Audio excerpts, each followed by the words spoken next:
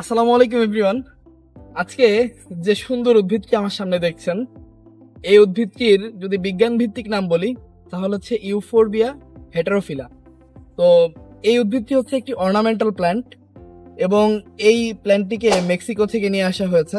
একে Mexican fire plant হিসেবে চিনে এবং এর বাংলা নাম হচ্ছে পানচাটিয়া।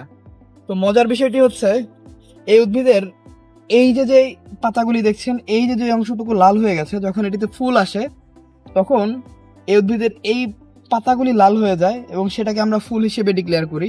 তো দেখতে অনেক সুন্দর হয়। মাত্র ফুলের সিজন শুরু হবে, এই জন্য এটি গাছটি নিজের মতো করে তৈরি হচ্ছে।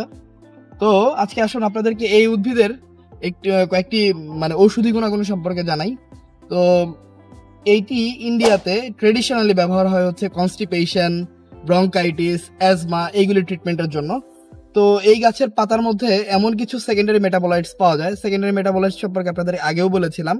তো তার মধ্যে অ্যালকালয়েড, ফ্ল্যাভিনয়েড, স্যাপোনিনস।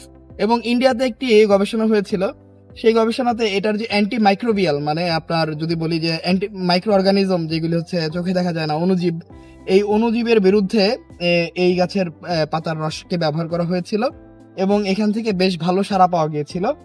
তো আশা করি এবং এই গবেষণাপত্রের যে লিঙ্কটি সেটি আপনাদেরকে ডিসক্রিপশন বক্সে দিয়ে দেওয়া হবে, আপনারা পড়ে নিতে পারবেন। তো এই ফাইটোকেমিক্যালস গুলির কারণে এই উদ্ভিদটি একটি গুরুত্বপূর্ণ ভূমিকা রাখে ওষুধ শিল্পে।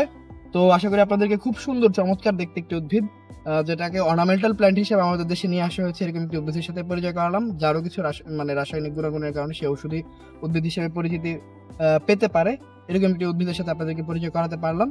তো সে আগামীতে দেখা হবে অন্য কোনো উদ্ভিদের সাথে, অন্য কোনো উদ্ভিদ নিয়ে কথা বলবো। আজকের মতো এখানেই বিদায় নিচ্ছি। আসসালামু আলাইকুম।